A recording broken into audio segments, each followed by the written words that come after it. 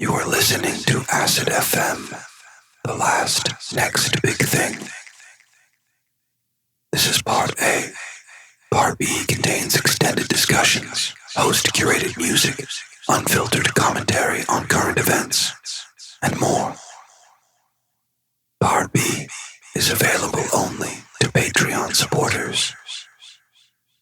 Go to acid.fm to become a patron and receive early access to A episodes, full access to premium B episodes, exclusive access to the full Acid FM archive, and membership to the Acid FM Discord community. Thanks for your support. Episode 2, Demna of Vetements, Balenciaga, Gucci. All creation is divine.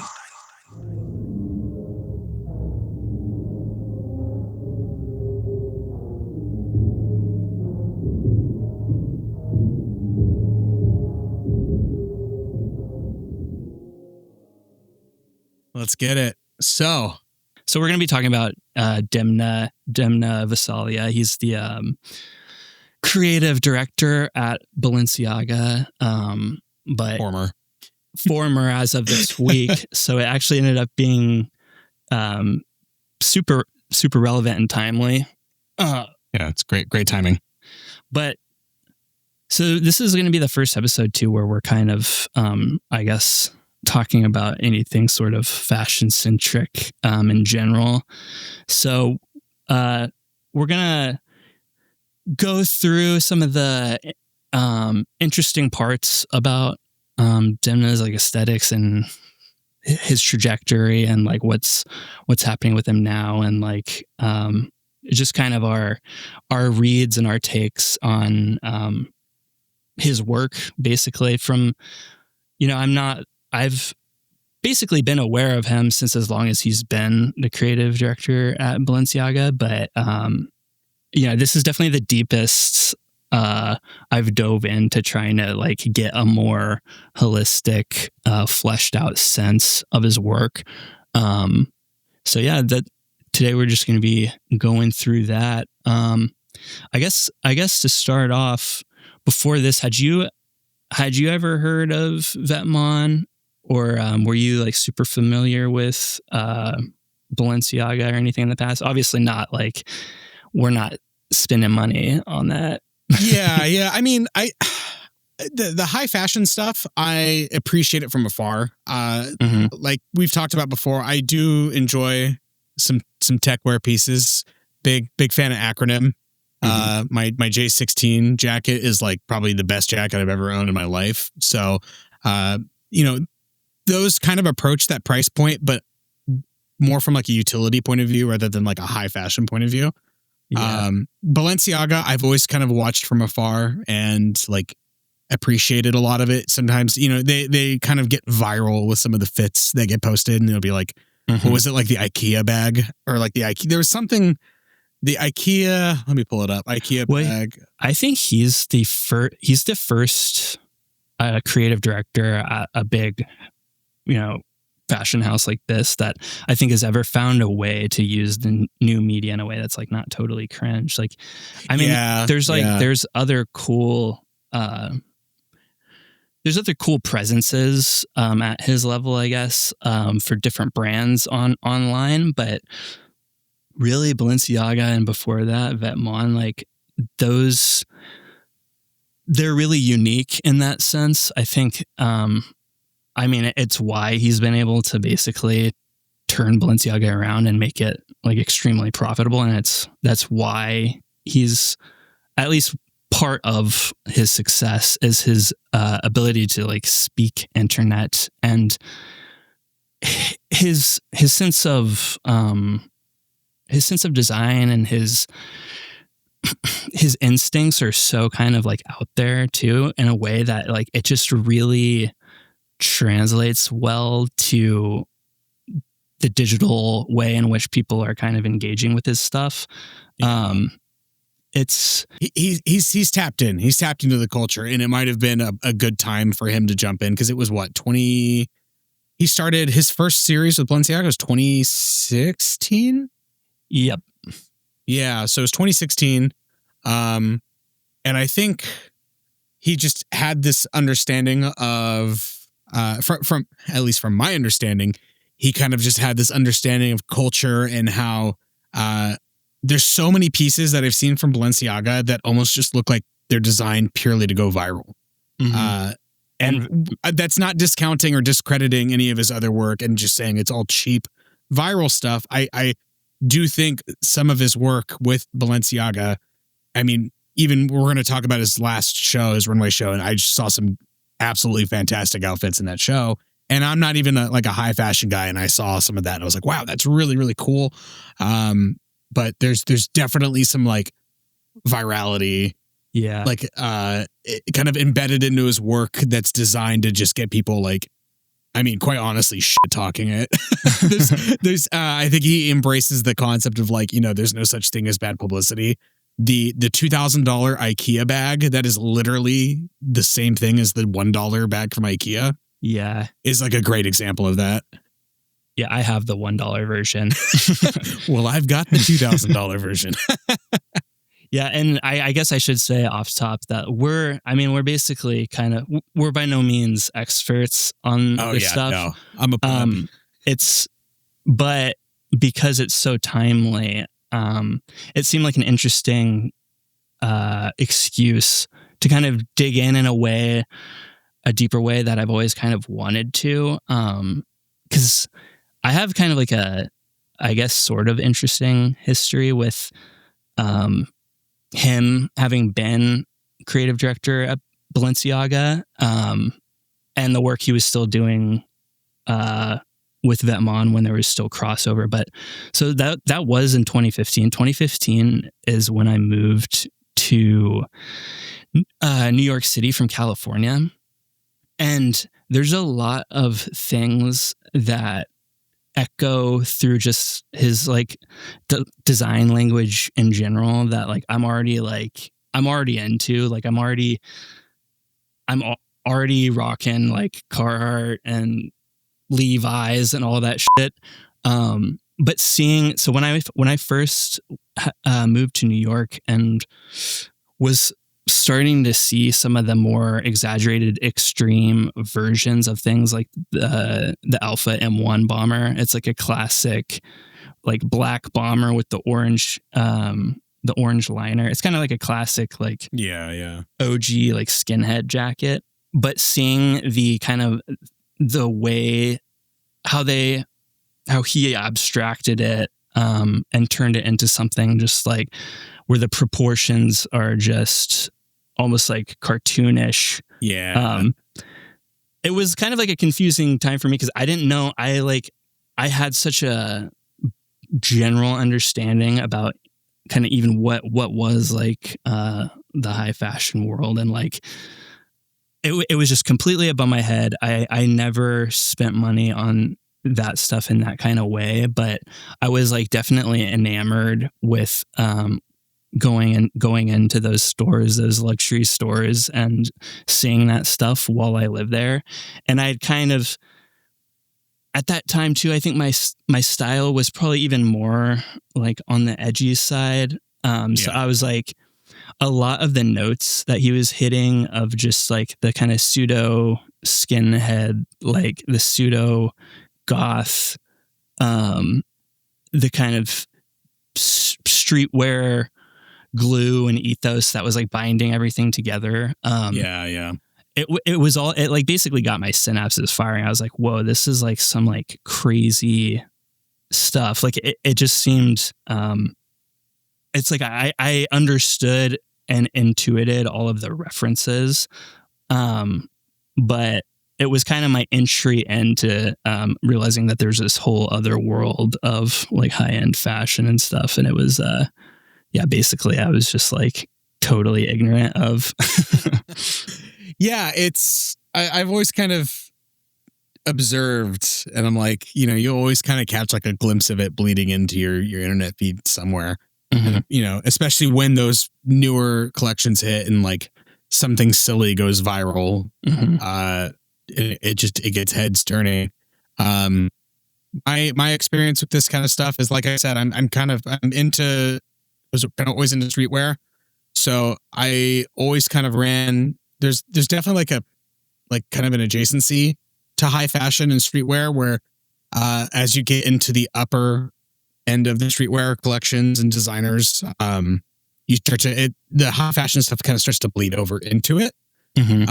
Especially with like kind of the more, like distressed clothing. I know, Ye was kind of responsible for bringing some of that crossover with his clothing line at the time. I don't know if he's doing much with it anymore. I would imagine not. Probably not after the whole Adidas Crashout. But I remember that was kind of like a prominent time when high fashion and streetwear were kind of colliding. The worlds were colliding there. And it's really, in a lot of sense, Demna is not unrelated to that. No, not at all. Yeah. Ye is basically credited with going to that. It was like I think the second or third Vetements show. And there's it's like a very distinct picture of like Ye in the audience. And they had I think a pretty like kind of mutually inspiring like working relationship. It seemed like they kind of pulled a lot from each other's like influences and stuff. And even so later on in Demna's career, him and Ye actually, they collab and in multiple ways. Like Demna does creative direction for Ye when he's kind of doing the Donda rollout, which some of that imagery is just like some of the most like beautiful, just kind of mind melting imagery ever. Like I was fully obsessed with everything about how everything Ye was doing looked at that time. And I had also just happened to see Synecdoche, New York, which is all like, that's basically what Ye was doing. And he was like, like living in the stadium and stuff and building a house within the stadium. But, that timing is so like pristine. And then they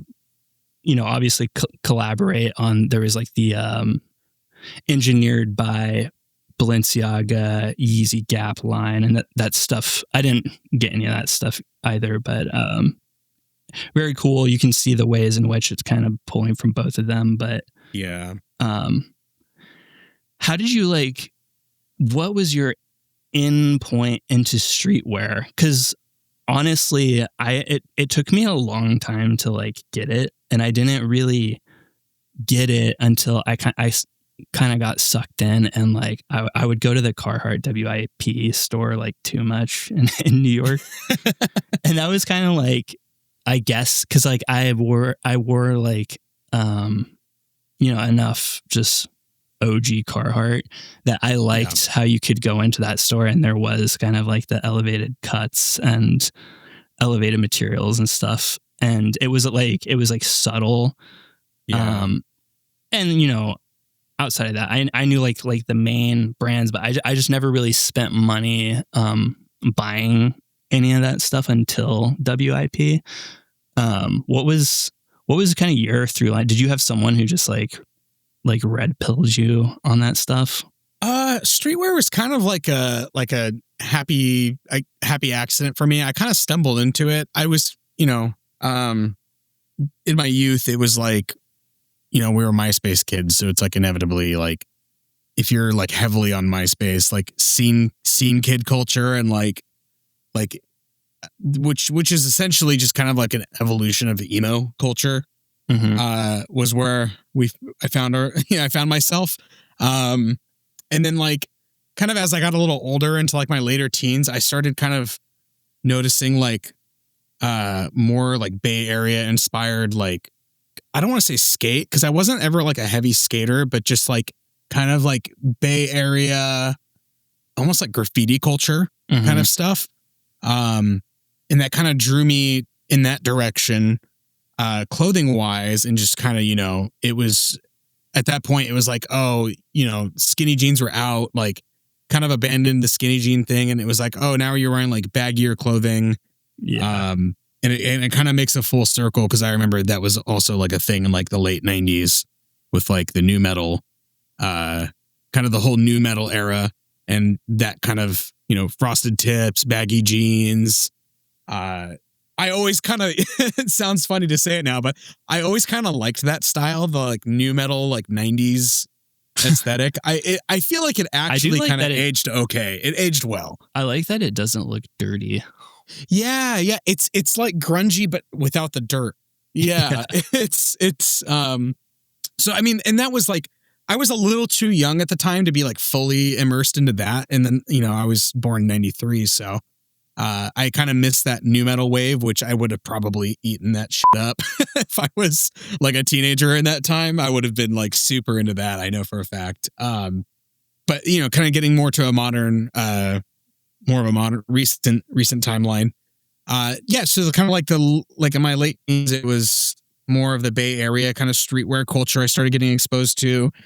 And then I forgot what it was specifically that kind of tipped me off more into like the techwear, experimental garments and fabrics. But I just remember I bought like these pants that were made out of like this material called Stotts. I think it's Stotts EtaProof is how you make sure I got this right. Yeah, it's Stotts & Co. makes a fabric called EtaProof, which is kind of like Gore-Tex in that it's water resistant, but it is entirely breathable and stretchy. So it is like, well, actually, no, the EtaProof. Sorry, the EtaProof is not breathable and stretchy. I'm getting that mixed up with Schoeller DrySkin, which is another experimental like fabric. But EtaProof is kind of like Gore-Tex, but it's a bit more rigid and form-fitting. And it was a piece of clothing from this brand called Enfant Levé. And this was like in when did I buy this? I want to say in about 2020 is when I got a piece from Enfant Levé. And it was like a complete eye-opener because they were doing custom tailoring to your specs as needed. And I got these pants that were just like, I still have them to this day and they're like in immaculate condition. Yeah, dude, they're so good. They're so good. And that was like kind of the descent into like, I'm not, by no means am I like a big spender on like high fashion. I think there's diminishing returns, but I am an enjoyer of like, you know, you get one good piece that, you know, you could run you like $1,000 for like one really, really good piece of clothing. But if you take care of it, it's going to last you a very long time. I kind of have that Steve Jobs mentality where you hear how he never bought furniture because he didn't like want to buy anything until he could buy like the perfect piece of furniture. Yeah.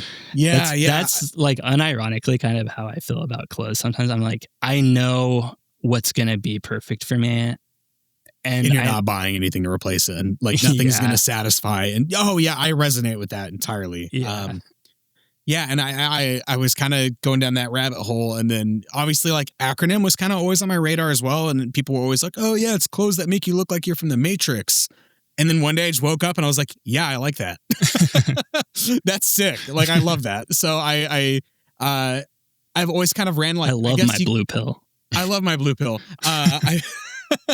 So I guess my taste in clothing is kind of ran like adjacent to stuff like Balenciaga. I just can't, I don't have the build.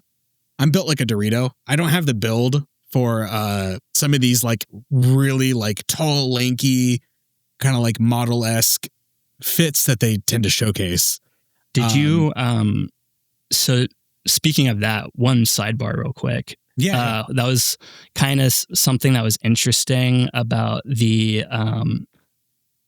suit that he did for, it was his final, so his 54th Couture collection that happened a couple days ago. But he had designed this one suit and had tailored it basically to the specs of a bodybuilder.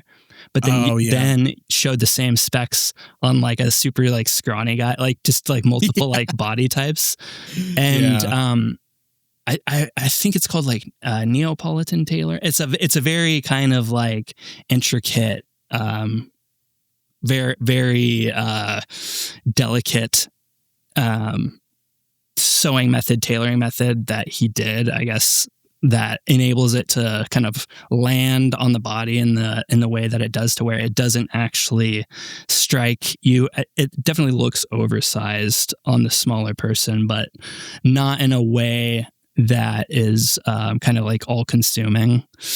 So it was kind of like an interesting like architectural study for how to basically make suits that are like look sharp as they should, but also kind of still emphasize and prioritize their sense of comfort.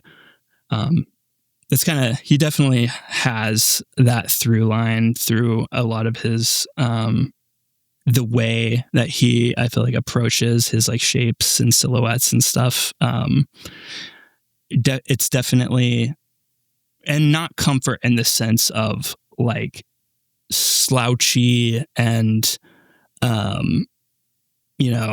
like laying down on a bed, but I think he thinks of comfort in a way that's like really really nuanced and complex, and even to the extent that there's almost kind of like a look of, for the female stuff, a lot of those shapes, at least with Balenciaga, have been based off of it's called like the cocoon dress. That's like the like OG Balenciaga code. That, but what he is like, one of the things that has really made him popular is taking that shape and basically applying it to like puffer jackets. Like he does a lot of like drapey, dressy, It's almost like where a lot of designers will try to go for the hourglass shape, that Balenciaga kind of inverts that and is totally fine with just extending the waist and like poofing it up. Yeah. Almost like making somebody kind of oval or like squaring them. Mm-hmm. The silhouette, I always liked it. It does give it a very distinct look that when you, at least when I've been comparing and just doing the research for this episode, I look at the work, the pieces that Demna's designed for Balenciaga, and then you compare it to something like Gucci, which more on that later. And it's like, there's almost like a complete inversion of what is considered good looking by different designers compared to Balenciaga. So it's like, you get this, again, like everybody's looking for, the hourglass shape, especially, on the women's wear. It's like, hourglass, sharp taper. And then you go look at Balenciaga and it's like, nope. Like you literally are just like extending and poofing everything out and giving somebody like a square frame, drapey. And I love the drapey looks. I think it looks really well, especially when it's layered properly. I think it really just can do a lot. You can take a very simple outfit, and if you get some good like layers and drape properly, it really can just, it could take something from like a 7 to a 10. Yeah. I don't remember which, so I'm trying to think back to which season it was, but have you seen the overcoat that he made where it's basically like 7 coats sewn into each other? Yes. That was one of the, that was actually one of the pieces that, like, I think back in, when was it? Like 2019, 2018? Let me check this out. Yeah. Oh, yeah. Okay. So August 2018. That sounds about right. That was one of the first few things I saw that was like, wait, what the is Balenciaga? Like, like what is going on? You see the viral jacket. Yeah. You see the viral like articles, in the boomer news talking about Balenciaga. It's like, wait, what? So I'm looking on Grailed right now. Yeah. Balenciaga 2018 7-layer parka, $15,000. You've lost me there. That's one thing I really took living on the East Coast too, for me to be able to appreciate, is like how you might just have to be wearing some like random shitty layers. And then there's a whole other kind of like added significance, I think, because, based on his childhood, his upbringing, they were coming from the Soviet Union. They moved to Germany when he was, I think Ukraine and then Germany when he was still fairly young. But, post collapse of the Soviet Union, there was this kind of unique aesthetics around like secondhand clothing, and basically people just kind of like scrounging what they could and like layering athleisure and stuff like that around that time. That, you know, I mean, I didn't live there, but I've heard, and I think that it's interesting how that's always going to inform a significant part of like what he's doing, is the kind of that athletic element. And like, but honestly, dude, like looking at some of these shows, he really is a genius. Like I'm constantly like blown away, by how it all basically does fit together. But then you listen to interviews, and he really doesn't plan his, collections like that. It's a lot more of a thinking of like one piece at a time and basically creating like a database each time and then doing the styling. But it's not necessarily this like orchestrated, it's not necessarily like an immersive orchestrated approach, but it's just having a good innate sense of the individual items. And I think he's just like basically unmatched when it comes to like tailoring and being able to see the beauty in something like, you know, whatever, like most recently, like, Puma. It's like they have like between Vetements and Balenciaga, I mean, their lists of like collaborations, and some are just like totally off the wall. It's expansive, but I think his perspective is just naturally like attuned to be able to kind of pick these normal items out and kind of like really zero in on like what is the element that makes it special. Like with the Crocs, for example, I mean, that's like one of the things too that like really blew up Balenciaga, was the platform Crocs. And then it has kind of like a democratizing effect too, because, you know, his silhouettes are basically achievable through like, you can find ways to recreate a lot of his like ideas in a way that's like, you know, if you can't like afford that stuff, and maybe you don't even necessarily want to, the way that he designs and the way that it's ultimately styled, it's very kind of repeatable as just like someone who's like buying stuff used, or just buying like the M1 bomber. Like, I have like, you know, an XXL M1 bomber. Like, it's probably way too big for me, but the reason why I got it so big is because of what he's done with it. And you can think of all these different ways that you can kind of rock it, and it's like it doesn't look like far enough, but you still get the same kind of like enchantment. And same thing with Crocs too. I mean, I think a big force behind like what popularized those online was honestly the Balenciaga take on the Croc, which is the extreme platform version. I think ultimately they ended up making their own less extreme platform version, but it's stuff like that, where some people, you know, maybe more historically minded people might have a lot to say about the kind of meme worthy stuff that he does.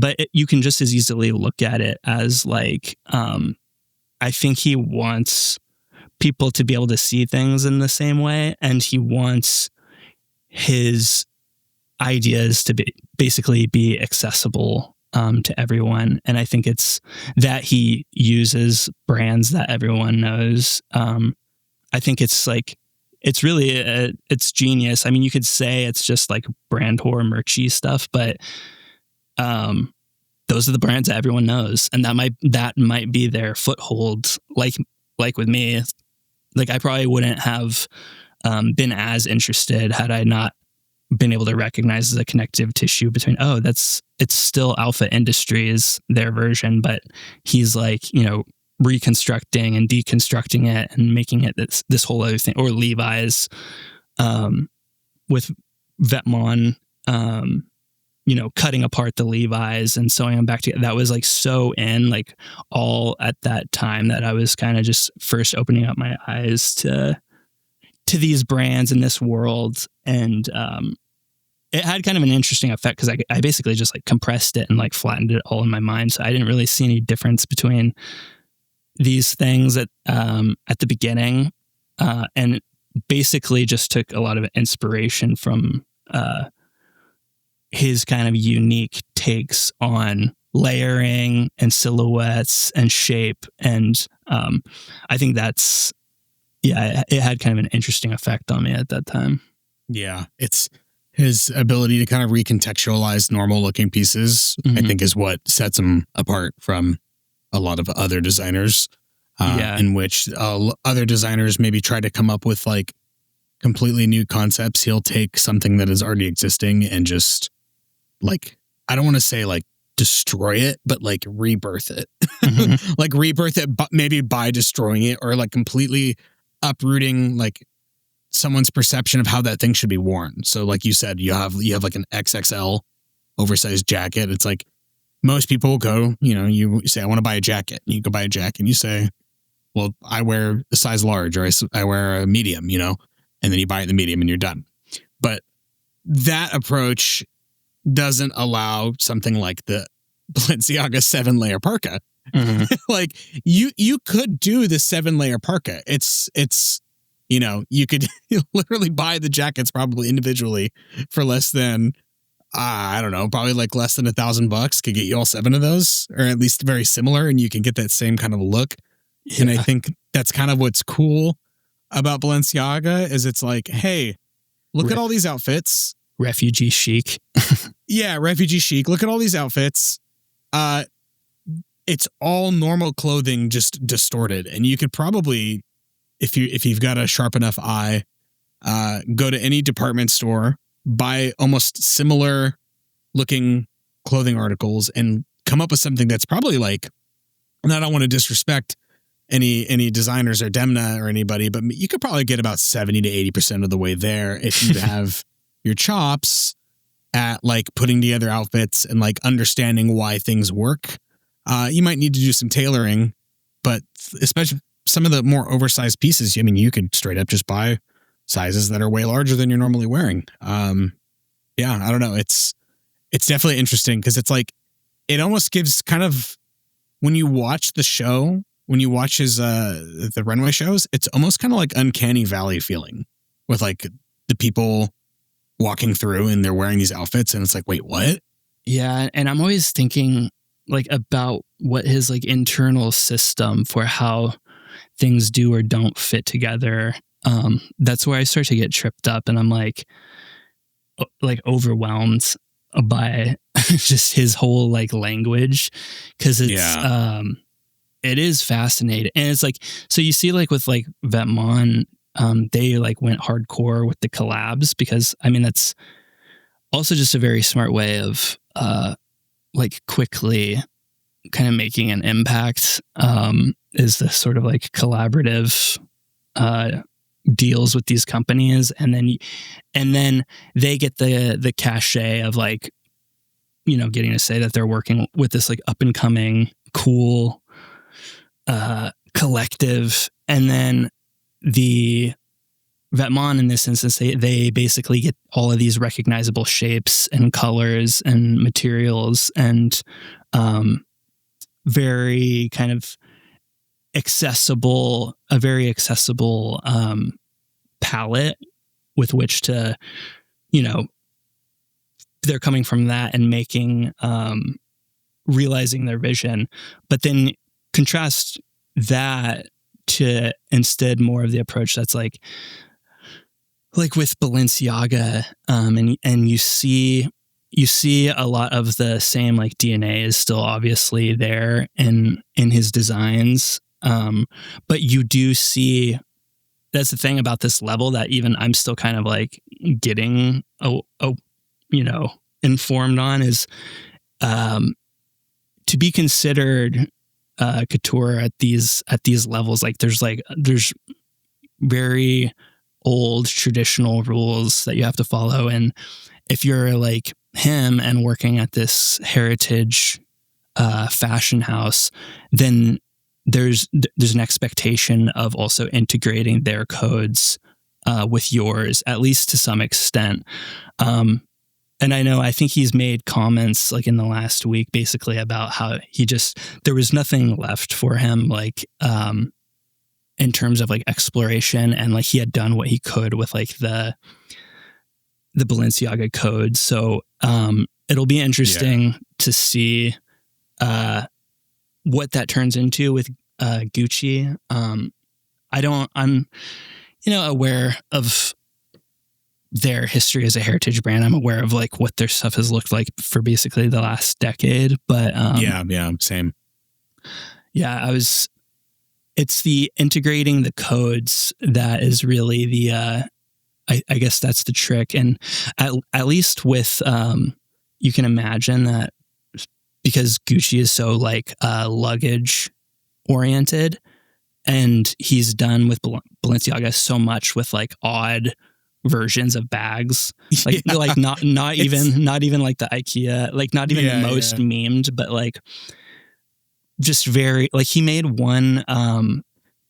like it was like a purse that he had done. I forget what it's like a boombox company. Like he had basically like collabed with this like European boombox company, but like he used it to make like a clutch, like a purse, and weird stuff like that, or the Doritos bag. Yeah, I remember that one. But that's what'll be interesting, is there's just like the archive of Gucci just in their like accessories alone. You can imagine it like once he's kind of figured out his way of like wrapping his head around like how he wants to integrate that with his direction, it'll be like super exciting. But I'm sure like right now it's like so overwhelming to like dig into all of that archival material and just be like, where do I fit in? How does this fit in with what I'm known for? How much, because he's kind of known now as like basically a disruptor. He brings the high and the low culture together, and it's like, how much can you do that again? Is just being at a different house like enough, or does he want to take a different approach? Like I guess he's made a couple comments recently about how he's basically like oversized clothing. Oh yeah. So yeah, one can imagine it'll be, I'm sure what any of us are thinking, it's going to kind of reject a significant portion of that to some extent. Because he seems like he's coy, but he seems like the kind of guy who like really thinks about the meaning behind the individual items, but also his body of work collectively. And I'm intrigued. I'm a total novice, but I'm intrigued to see like what that approach will be, because it's such to an older clientele that he won't be able to be as radical as immediately as he was with Balenciaga, because they were kind of on their last leg, so he had a lot of space. Yeah, he could definitely be a little more wild with his approach with Balenciaga. I agree with you there. The Gucci buyer, the Gucci consumer base is probably, I think he's going to be careful. Mm-hmm. Yeah, he's going to be very careful, because I don't think they'll put up with it as much as people that are, I mean, Balenciaga, I don't know enough. So I don't know enough about like the high fashion world to say this with certainty, but just from an outsider looking in, Balenciaga maybe kind of was falling off the radar until he stepped in. Maybe I don't know enough to say that with certainty, but like who was creative director before him was Alexander Wang. Okay, but it's basically regarded as being like this smear on his record, because like he came in at like a weird time, and the vibe of like the legacy vibe of Balenciaga at that time since the 90s had basically been just that like minimalism. So he was like this weird kind of lame duck, short term, kind of fill in. Yeah. Before really expanding his namesake brand, but interesting. Oh yeah, I'm looking at some of the work right now. I'm not crazy about minimalism in clothing. It's minimalism as a whole, I think, is kind of overdone at this point as well. Yeah, I think it's like it depends on the context too. Like I think when it looks like it's like concerted minimalism, like someone who's posting on like r/minimalism. Oh, yeah. Thanks for the gold, kind stranger. Yeah, no, I if it looks like kind of forced or almost like contrived, like a weird like gi or like I don't know.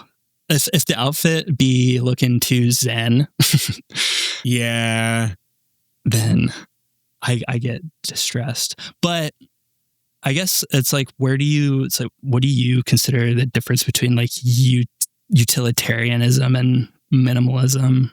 Yeah, I mean, so we could kind of circle to like the techwear space with some of those guys. You could look at it and say this looks minimal, but actually the pieces are generally pretty loud. I think minimal often gets kind of lumped in with sleek or like monochrome, which at least in the, kind of the techwear and like upper streetwear stuff, monochrome tends to be kind of the dominating, like a dominating theme. You know, like outfits are generally kind of monochromatic. If you you can pull up something like Enfant Levé, which I'll send you the link right now. If you want to take a look at this, you can kind of get a good idea of like Enfant Levé, I think hits the nail on the head with having some type of like utilitarian clothing without being too something. Okay, so the thing with like techwear too and streetwear is the moment it looks like it's trying too hard, it's done. Like it just doesn't look good. So you have to hit this kind of balance of like, there's so many I don't even want to say designers. There's so many small companies that try to just like rip off acronym, and it kind of reeks when you look at it. It's like, this just reeks of like acronym rip off, you know, you're just trying to be acronym. Yeah. Enfant Levé, I think hits that point where like things look like good clothing, but also like it has like an extra little something to it that it's like, okay, it's not just, you know, like techwear for the sake of being techwear, or like it doesn't have like a bazillion pockets because that's what techwear, you know, pants have, is like a bazillion pockets. It's like there is definitely some thought put into this. And I think I wouldn't call this minimal, circling back to like, you know, minimalism and clothing. Minimalism, I don't know, man. I minimalism as an aesthetic and a design philosophy, I think it is being overused quite a bit, especially recently, because it often gets kind of related to like quality. It's like, and innately that's kind of the whole point, right? Is like you have less things, but everything you have from a mental model, the minimalism mental model is you don't have a ton of stuff. You just have a few very good things. Yeah. And you operate with less things, but like people don't realize like to do that, it's also very expensive because you need to be able to have things that are capable of withstanding heavy usage. And, you know, we could probably do a whole episode talking about minimalism. Yeah. But without going too far into it, I don't tend to like it when it bleeds into visual things. So I like anything visual. So like when clothing attempts to be too minimal, and then you're going to charge me 5 times the price of like if you're selling me a shirt that is like from a designer, like literally a fucking t-shirt from a designer that is known for being minimal, and it's a t-shirt. Like there's not much more minimal you could be than like a t-shirt, and there's like a markup on it because it's from a minimal designer and it's part of a minimal lineup. It seems kind of silly. I think people should embrace beauty and creativity and like making things more. I'm kind of rambling here, but just no, I get what you're saying. Minimalism as an ethos kind of irks me in a weird way because on one hand you want to do more with less, but on the other hand, like then you almost become kind of obsessive of like it kind of misses the point. You become obsessive of being minimal, and it almost eats itself. Yeah, it's like productivity. Like we're it is kind of a productivity porn type thing where it's like, oh, I'm so minimal. I use barely, I'm minimizing, and you're spending all this time minimizing, and it's like, yeah, dude, that's probably not effective. And when that kind of mental model bleeds into things like clothing or just anything creative like home design, I'm like, you see these homes, you see like those Twitter accounts or those Instagram accounts that are like house porn, and it's like a house that's just like a giant marble kitchen island, and like all the cabinets are just like flat and black, and obviously you have to. Yeah, I hate that. I hate that because it's like, am I in a hospital? Like you want character. And everything is just like automatically open floor plan, even if it doesn't like really make sense for the space. Yeah. You want character. I mean, you don't have to get lavish and gold trim everything and, plastic wrap your furniture and, have trinkets laying around everywhere. But like, don't want to go too far into the home design concept, but I think minimalism kind of tends to be popular in that category. But something like mid-century modern, where it's like, are you familiar with that kind of style? Oh, yeah. Yeah, so something like mid-century modern, I think is kind of it's a timeless look, and it doesn't look cluttered or too loud, but it's able to convey a lot of like mood and energy without being too much in either direction or too little, Yeah. It's kind of like an accelerated contemporary. That's my minimalism rant. Fuck minimalism. It's like a restrained abstraction too. A lot of times, like it's it takes like a steadier hand, I think, to achieve something like what like Frank Lloyd Wright or whoever. Minimalism almost feels like a cop out, like because like the building version of that is like brutalism, I guess. Yeah, you know how that makes you feel. Not good. Yeah. At scale, it's basically used to like demoralize. Yeah. Yeah. But I do find myself like conflicted with that because I mean, a lot of that stuff does look really cool. Oh, yeah. Don't get me wrong. It looks cool.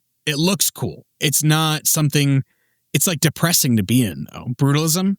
Like, it's designed with intent to make you like feel oppressed. And if I had the choice between like a nice little cottage on like a hobbit hill or just like a concrete like block with high speed internet, I would choose the block every time. Oh man, yeah, we differ heavily there. I think I would take the cottage 10 out of 10 times. I would look at the concrete block with fiber optic cable and say, "Hey, that looks pretty cool. See ya." Enjoy your concrete prison. Yeah, give me the Shire, please. I'll take the Shire 100 out of 10 times, dude. It's like when I go for that look, when I go for that more stark aesthetic, I go in a really extreme way, I guess, is like the stuff that looks good to me. Yeah. Maybe there's an element of that too. That's why like Demna stuff at Balenciaga kind of has that appeal because like within the same collection, things will vary widely. I mean, especially with the Couture stuff, because it's just on such a much more elevated construction and, it's not made to be mass produced or anything. So, right. But yeah, that how he can kind of embed that layered sense of like a kind of like a schizo maximalism, but then also have like a beautiful simple dress, like, and the model that's like walking next, and having that contrast basically work, because of what he's doing with like the choices that he's making in terms of the actual like production of the show and the nourishing of the vibe. It's pretty specific to him. Like I'm not the most well versed in this stuff, but I definitely know that line that he's able to skate and effectively execute on both sides of that spectrum. That's extremely rare. Even his own brother can't do it. Because I don't know if you like. I mean, basically the stuff from Vetements while Demna was still working with his brother was all really good.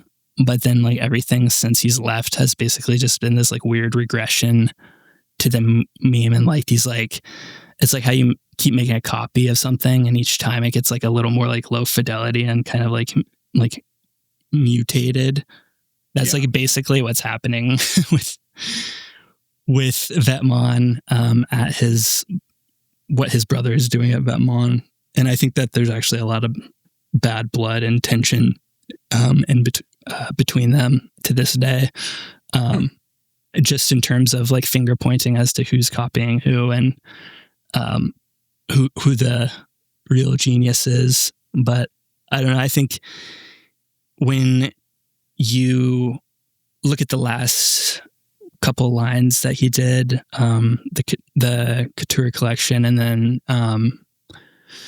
the spring collection before that, and then also coinciding with this, there is like a museum exhibit that was open for a few weeks. That was kind of like a retrospective, and even just the situation of basically someone like a creative director knowing that they're going to be leaving and getting to kind of curate their exit.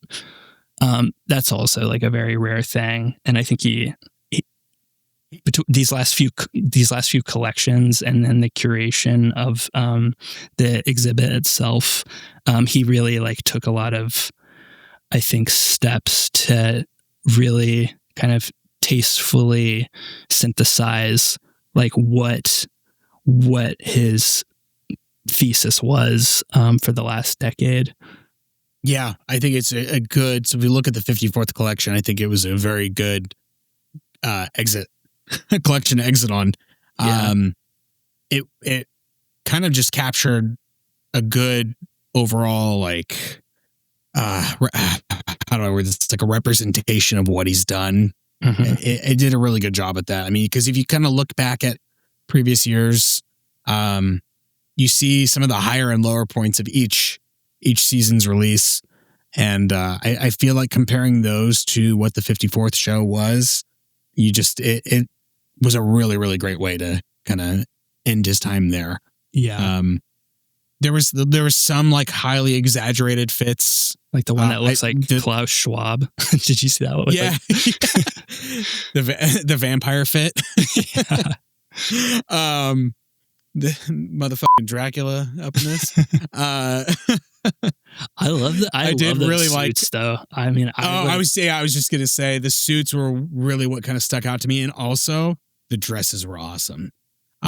Towards the end there, with Kim Kardashian's dress was incredible, and the kind of really bright colors.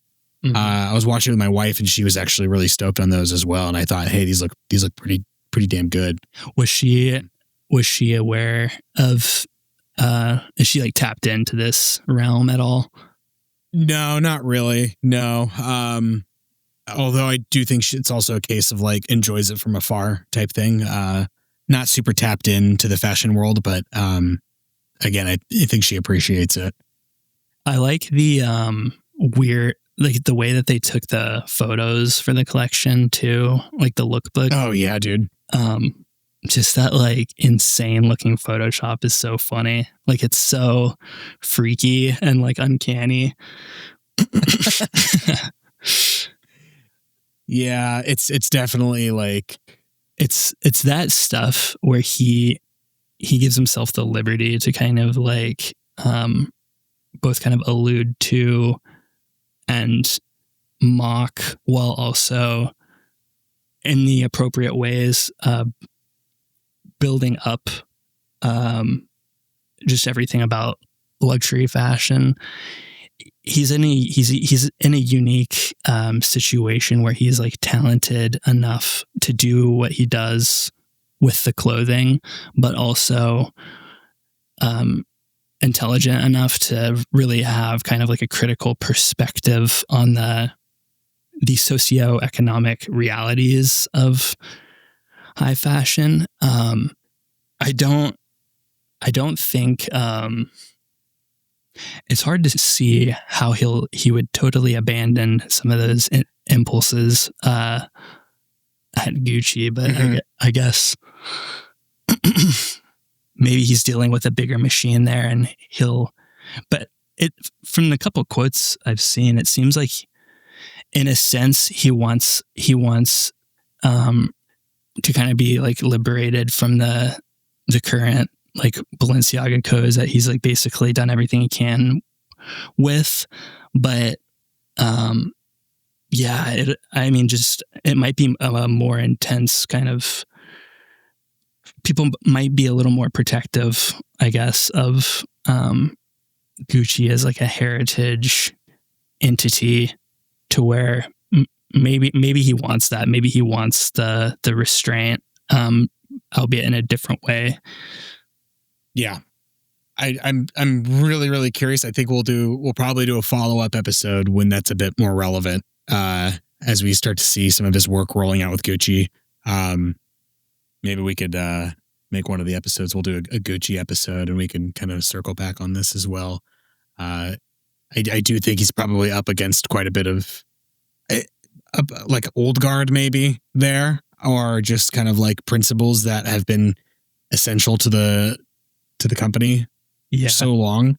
I would assume he's going to play it safe for the first couple releases, and you got to kind of acclimate people. I don't think he could drop what he's doing with what he did with Balenciaga in the last 5 years. He can't just show up to Gucci and just basically do that again at Gucci.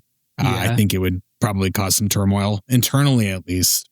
Those who know are likely going to follow him and his work at Gucci and buy it regardless. Those that are a fan of his work. Mm-hmm. So maybe not too big of a problem, but curious to see how that goes.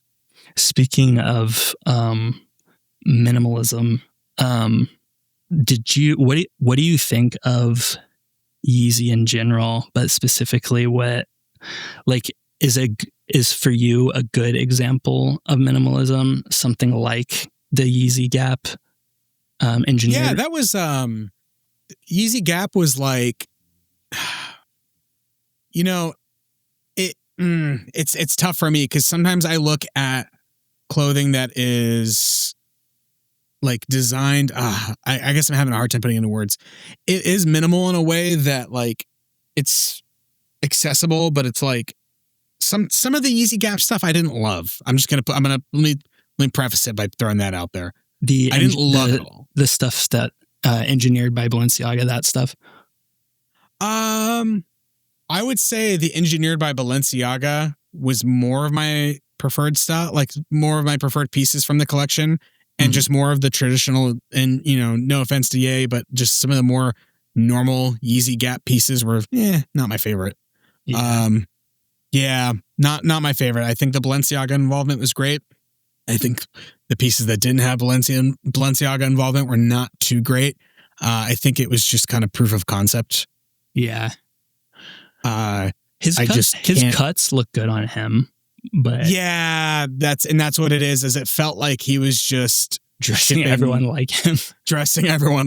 Yeah. The hoodies that had like the kind of accentuated like scrunch at the bottom that rolled up really high. Man, I could not get with that at all. It's just, I can't. I was kind of thinking too, one thing that might be interesting since he has, so going to Gucci, he would have, just a lot of archival access to like headwear and like scarves and that kind of stuff. And part of why they're like taking this what some would say is a risk on him being the director is because of their financials. But you can imagine him coming out with something very lucrative for like markets like in the Middle East. Because I was like, what if he just makes like the like drippiest hijab like of all time? Because like in like Saudi Arabia and stuff, like they love Gucci. Like, oh yeah.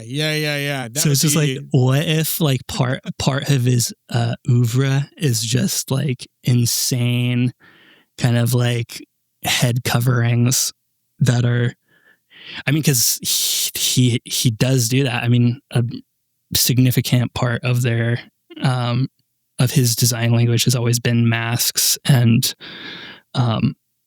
making masks that obscure but still allow you to like see. And you can imagine he could have a pretty interesting approach with some of the kind of like traditional Muslim garb. Yeah. I could see that happening. I mean, should we play some bets on it? Do we bet on it? Predict it? Yeah. Where's the poly market odds on that? Yeah. I love the.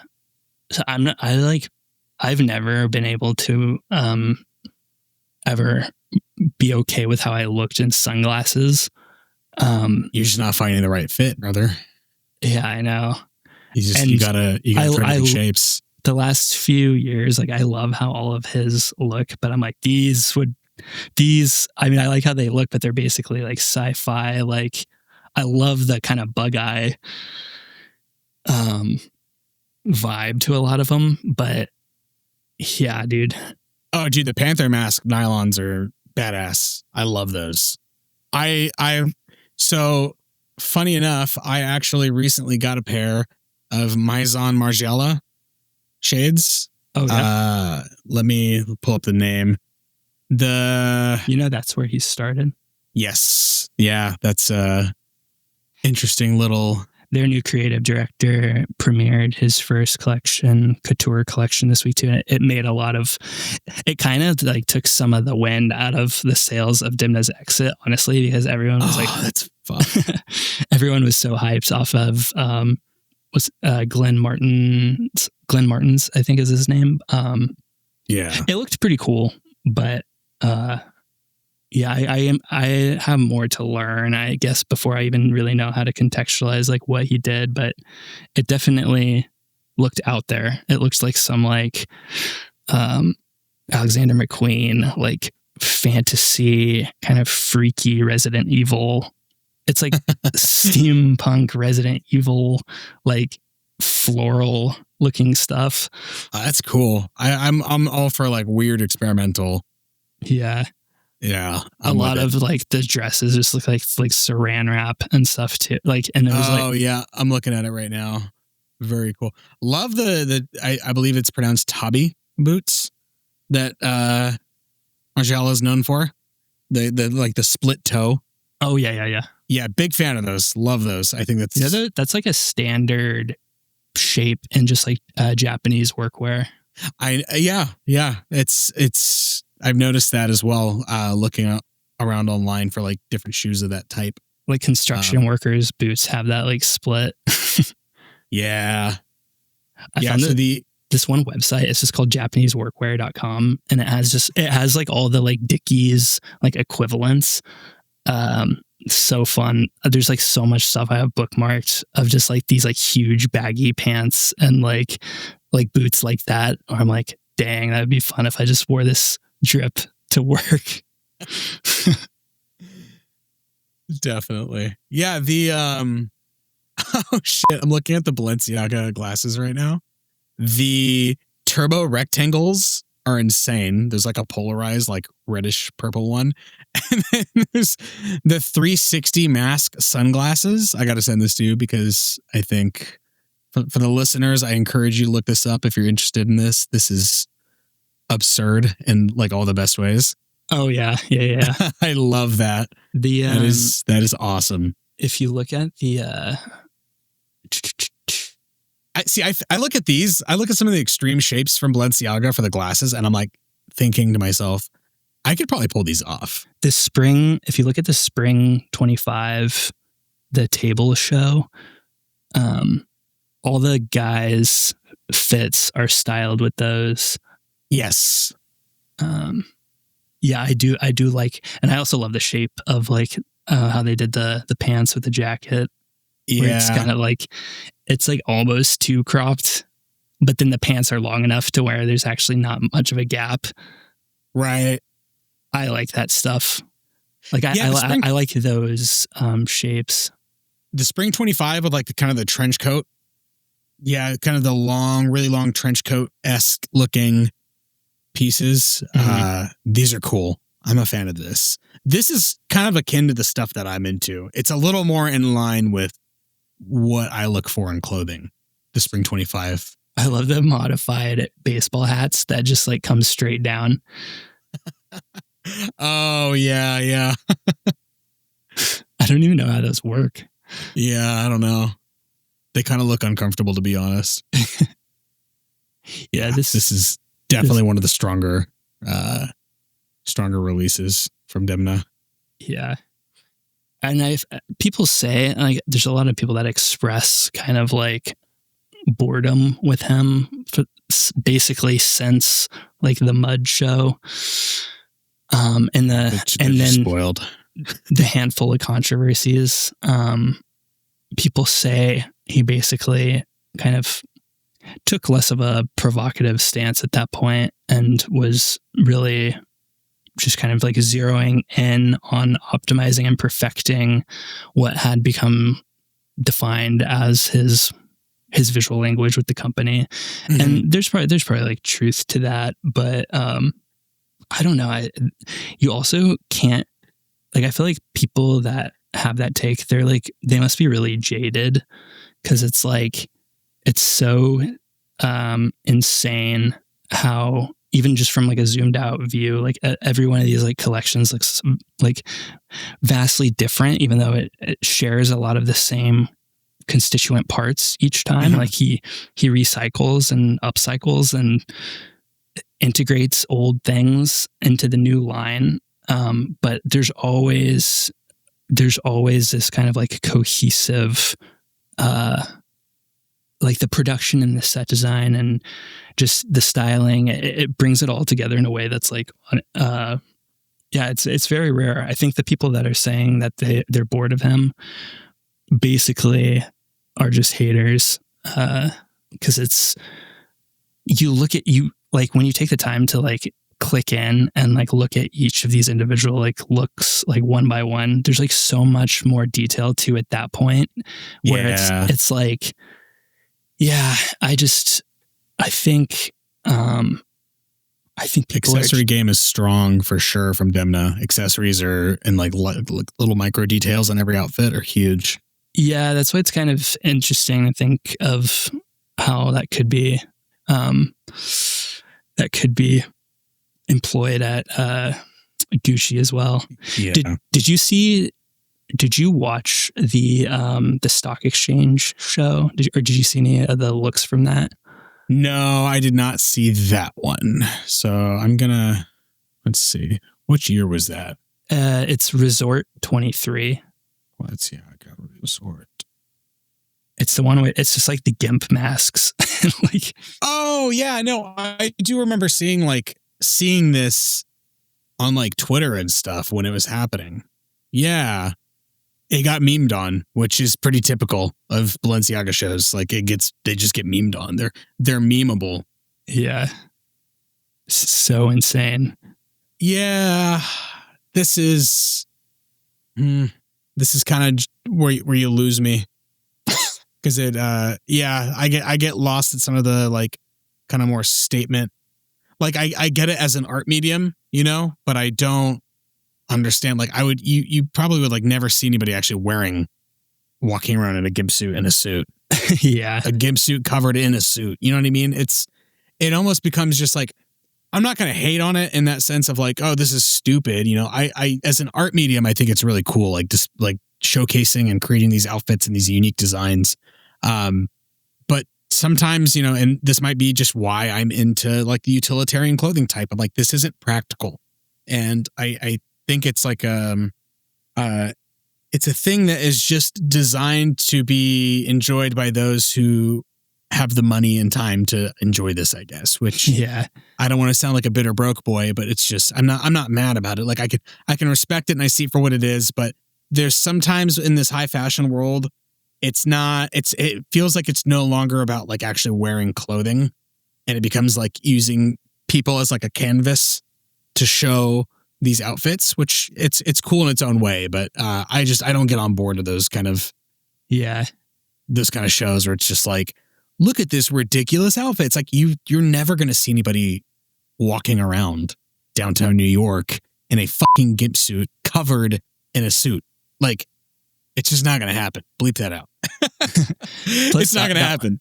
Yeah, I feel like that's because this is like the Adidas collab too, and that's like their whatever. That's like the joke, I guess.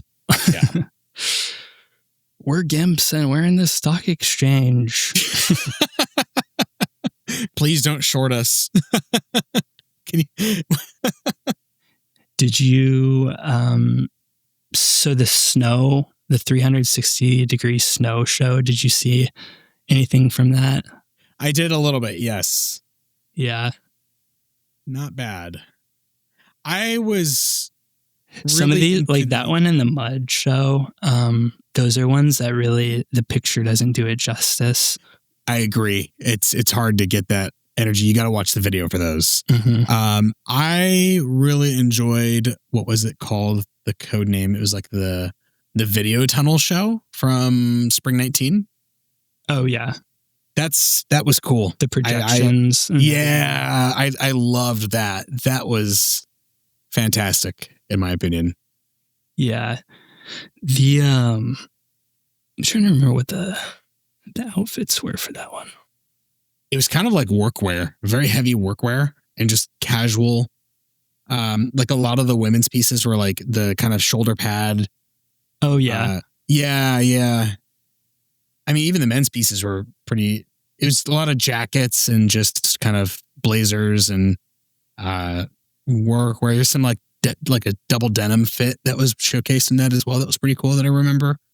Yeah, these are like definitely, the color blocking is crazy. Like pure primary. Yeah, this kind of stuff, I see it. I'm like, okay, I could see people wearing this on a day-to-day basis, even though it still is a bit loud.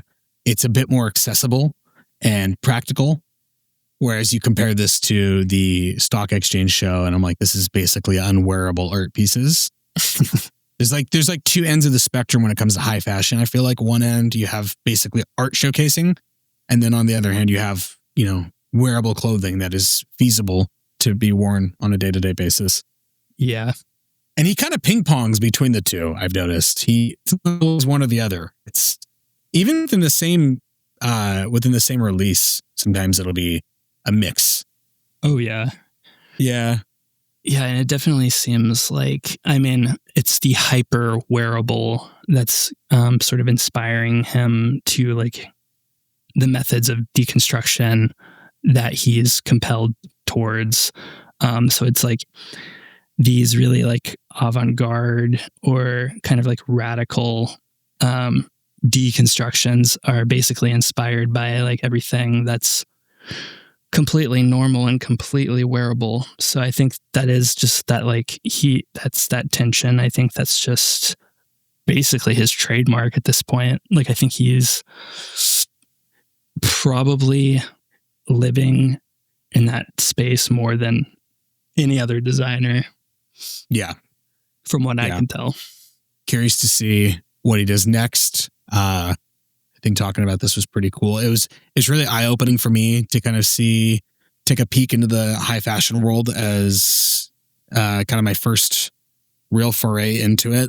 Like I mentioned earlier, I've always kind of appreciated it from afar, but I was never super into it. And just learning about Demna and like what he's done with Balenciaga has been pretty cool. Mm-hmm. I got a lot of cool exposure to things that normally would have probably glossed right over. Do you have anything like you want to talk about still? No, I mean, I feel like we captured a lot without. We don't want to get too. We don't have to harp on the same things that everyone like. There's obviously there was controversies. Those two. That was like the first time where like I was taking the like anti-Q angle. Yeah, and I was like, no, you don't get it. He's just like a really good designer. And my family's like, have you heard of this company called Balenciaga? that really, I mean, that I think that really nuked like the momentum that he was like building up at that moment. But also, I got everyone talking about it, and you know, people have broken down the financials after, and it basically made no impact. Well, you know what they say: there's no such thing as bad publicity. Yeah. Although I still wouldn't want to get myself wrapped up in that kind of publicity. And those stories didn't even like make it into the like Asian market and stuff. And that's yeah, that's so where mostly just USA, North America type issue. Yeah, maybe a bit of Europe as well, but Eastern countries not so much. Interesting. Okay. Yeah, but yeah, I mean, his body of work is extremely dense and really a reward to just kind of like dig in for yourself and try and piece together his like what would be his referential material, like thinking about like what his inspirations are in a given collection. I think he's like a very kind of rare, truly impressive, mysterious, creative. But yeah, I mean, I feel like we can maybe cut it there, see these people on the B side.